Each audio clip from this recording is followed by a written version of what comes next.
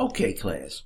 Now, we were saying the normal blood pH ought to be between 7.35 and 7.45. We said that the controllers of pH primarily the lungs, the kidneys, and buffers. Now, what about when things go wrong? Okay. When the blood pH gets out of range, there are four possible categories it could fall into. Four possible categories of cause. Four possible categories of cause. If the blood becomes acidic, then it could be a metabolic acidosis. Okay, so we're saying from the acidic end. We're going to do it first. A metabolic acidosis on the acidic end would mean that the culprit that caused the acidosis was anything but the lungs. As a matter of fact, the lungs are going to try to help you. So the culprit, it doesn't have to just be the kidney.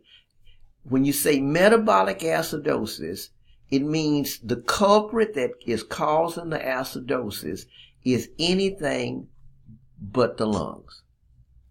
All right. If the blood is acidic and it's a respiratory acidosis, that means the lung is the culprit and the other entities hopefully will help out.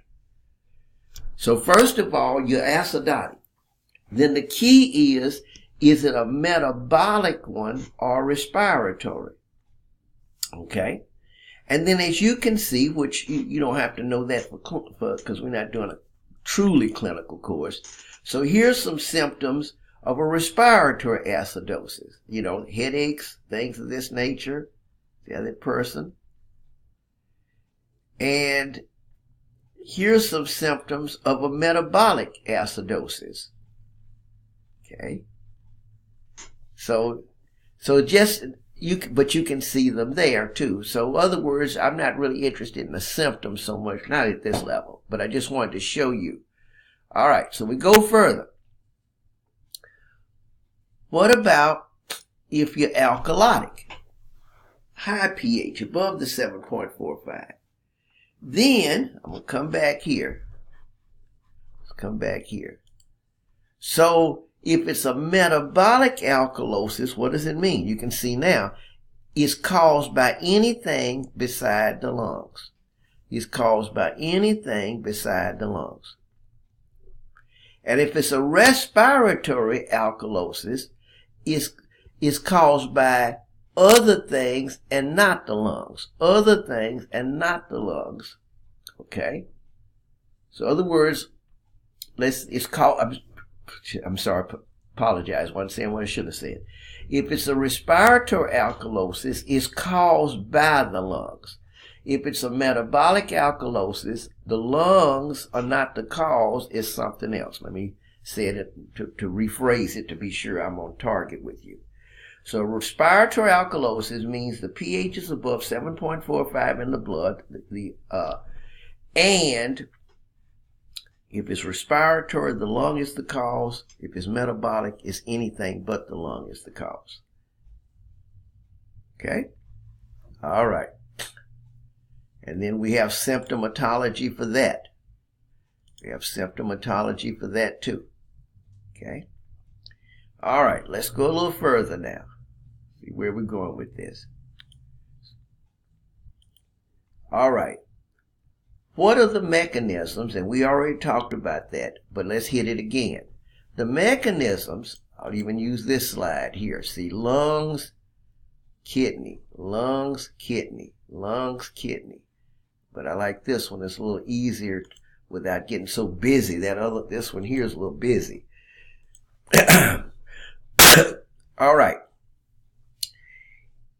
If we look at the three things that control body pH, blood pH, body pH, the thing that's always working are the chemical buffer systems. They are always working. And so really, to say it another way, all of these are working all the time. All of these are working all the time. Now, if you don't get a bad insult, pH insult, then just normal working conditions of these keep your body in the normal pH. Let me say it again. These guys are going to work every day, working all day. And if it's just the usual and customary homeostatic activities, metabolic activities in the body, you're not taking anything too acidic or basic from the outside, if so, not that much of it, then all of these are working and there's no burden on any one because all of them are working together. Now, however, if there's an insult and it tries to drive it out of range, either acidic or alkalotic, then obviously these guys are going to have to kind of step up their game, right? So what the buffers, because they're chemicals, work within seconds. They come in and they try to step up their game to bring you back into normal, and they do that within seconds. Now, the respiratory center takes a little long, but not much, because all you're going to do is change your breathing activity, either increase or decrease. Either increase or decrease. You don't have to think about it because this is involuntary. It's being controlled by the centers, not cortical control. Now, this breathing heavy gets tiresome. So if it's going to be something that's going to last a while, the renal mechanisms. Now you say, the renal mechanisms take a while to come in to affect pH. Why? Because you got to form urine, and that takes a while. See, it's easy to change your breathing pattern, but to develop urine and do it is a little harder. Now, my next chapter, remember, is going to be renal. So you'll get a chance to understand that better as to how we form urine and various things. Okay? But that kind of gives you an idea of the time sequence. All right, let's go a step further. Why is the regulation of blood pH so important? Don't we have other fluids and tissues to protect also? Since blood transports through the entire human body, except the dead areas like it keeps the pH of the other body areas proper. So if the blood pH stays right, since it filters and sends tributaries into other body fluids, because that's where the fluids come from, is ultimately as a filtrate from the blood, then if you keep the blood pH right, the other areas, other fluids will stay right. Okay, let's go to the next one. The pH scale, you already know. You should. 7 on the pH scale, let's go back up here. 7 on the pH scale is neutral. That's that 7. Anything below this is acidic, and anything above is basic or alkaline. Okay? Let's go further. What is pH and how is it determined? Okay? pH comes from a guy, he called it the powers of hydrogen. Why? Because it involves exponents. We're back to math. It involves exponents. How is it calculated? Okay? You have to determine the H plus concentration chemically. So the pH equals to the negative log of the hydrogen ion concentration. Now this is the common log. So it would be a -1 times the common log of the H plus concentration. Now this is a universal formula used in all of chemistry. However, the biological community uses something else. So here's logarithms. You remember we have a common log to the base 10 and a natural log to the base E, which is a 2.303. This is the common log. The common log. Right here is the equation that's used. It's a derivative equation. So I come over here, and that's what we're looking at. This derivative equation from this equation. This derivative equation from this equation. Okay. And so this is called the Henderson-Hasselbalch. And that's the one we use in clinical. But it was derived from the basic equation. And the equation basically says that, we'll come down here, that the pH equals to the pKa, which has to do with something called the equilibrium constant. I could explain it to you in class for those, but we won't get too heavy in this. Equals to the pKa. Now that's a set number of 6.1 because the equation is derived from the use of this here. This was studied, and we won't get fancy on you. This was studied, and they got all the numbers from this equation here. And so the pKa came from this. It's called the pH of the equilibrium constant, but we won't get heavy on it. The base is HCO3, and this is this. So in other words, the pH equals to 6.1 plus the log, common log, of this value and this value. Right here. This value and this value.